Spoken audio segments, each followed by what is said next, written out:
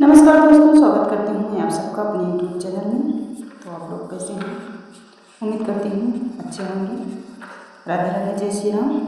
आप लोगों के बीच एक कारवा गीत लेके आई हूँ। कैसा लगा कमेंट बॉक्स में जरूर बताइएगा। नैहर के चतुर सयानी अकिल ससुरे में भूलानी।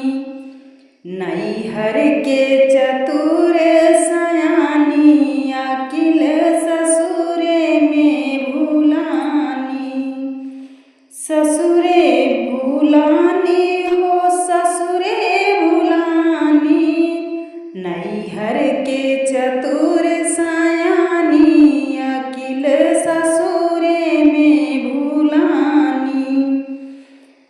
पहली बार जब ससुर जी के देखे, पहली बार जब ससुर जी के देखे, घूंघटा कढ़ाई नहीं जानी अकिल ससुरे में भूलानी। घूंघटा कढ़ाई नहीं जानी अकिल ससुरे में भूलानी।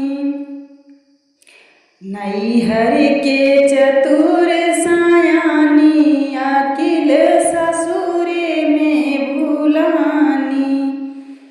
पहली बार जब जेठ जी के देखे,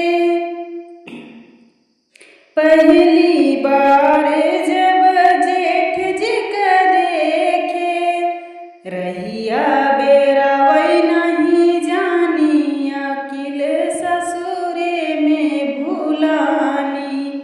रहिया बेरावई नहीं जानी अकिल ससुरे में भूलानी।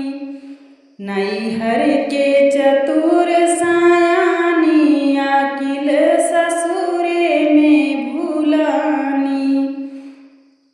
पहली बार जब देवर जी के देखे, पहली बार जब देवर जी के देखे, नैना मिलावई नहीं जाने अकिल ससुरे में भूलानी।